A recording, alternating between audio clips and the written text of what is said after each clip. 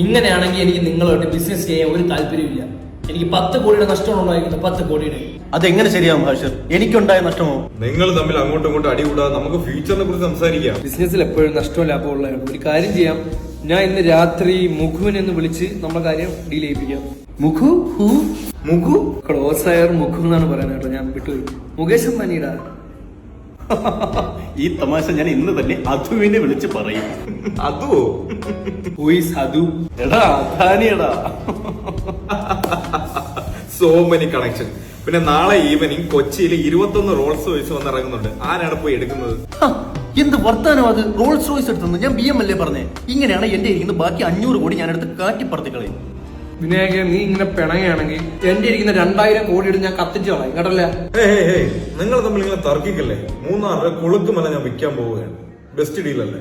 അവിടുന്ന് വരുന്ന തേയില പൊടിച്ചാണ് എന്റെ ഉമ്മാമാക്ക് ഞാൻ ചായ കൊടുത്തോണ്ടിരുന്നത്. അവിടുത്തെ 4000 കോടിയുടെ നിക്ഷേപം നഷ്ടപ്പെടും.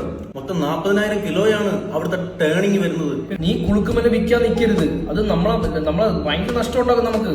എനിക്ക് അതിന്റെ പകുതി പൊളിക്കാനുള്ള ഒരു അവകാശം നിങ്ങൾ തരൂ. അങ്ങനെയാണെങ്കിൽ ഞാൻ ഇനി PM-നെ വിളിക്കാൻ നിൽക്കണം.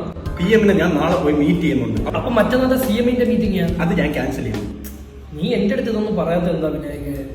എനിക്ക് ആ താജ്മഹലിന്റെ ഫ്രണ്ടിൽ കിടക്കുന്ന 10 സെന്റ് ഞാൻ വിറ്റോട്ടെ. ആ താജ്മഹലിന്റെ അടുത്ത് കിടക്കുന്ന 10 സെന്റിൽ നിന്നാണ് ജമന്തിപ്പൂ നമ്മൾ വിറ്റ് 5000 കോടിയുടെ വരുമാനം ഉണ്ടാക്കുന്നത്. അതെങ്ങനെ കൊടുക്കാൻ പറ്റും? എടാ നീ വിഷമിക്കല്ലേ. കാശ്മീരിലെ 3 മഞ്ഞുമല വിറ്റ് കഴിഞ്ഞാൽ നമുക്ക് പകുതി ടേൺ ഓവർ തിരിച്ചു പിടിക്കാം. ആ മഞ്ഞുമലയിലാണ് ഞാൻ എന്റെ വൈഫും എന്റെ കൊച്ചും കൂടെ കുത്തി മറിയാൻ വേണ്ടി പ്ലാൻ ഇട്ടേക്കുന്നത്. അത് വിറ്റ് കളഞ്ഞാൽ ഞാൻ നിന്റെ വീട്ടിൽ ഒന്ന് കുത്തി മറിയട്ടാ. ഹലോ, എത്ര? 8 ലക്ഷം. ഓക്കെ. എന്താ അത് ബുർജ് ഖലീഫയുടെ കറണ്ട് ബില്ല് വന്നു. ബുർജ് ഖലീഫയിൽ ആരാ താമസിക്കുന്നത്? രണ്ടാമത്തെ വൈഫ്. ഹാഷിറ, നിന്റെ രണ്ടാമത്തെ വൈഫ് എനിക്ക് 2000 കോടി തരാനുണ്ട് കേട്ടോ. അതൊക്കെ എഴുതി തള്ളു. ഈ നമ്മളെ കിടക്കുന്ന എല്ലാം കൂടെ വിറ്റ് പറക്കിയ എല്ലാം കൂടെ എത്ര വരും? 15,000 കോടി വരും. 15,000 കോടി. നമ്മൾ റൊണാൾഡോയെ കേരളത്തിലേക്ക് കൊണ്ടുവരുന്നു. ഒരു ക്ലബ്ബ് തുടങ്ങുന്നു.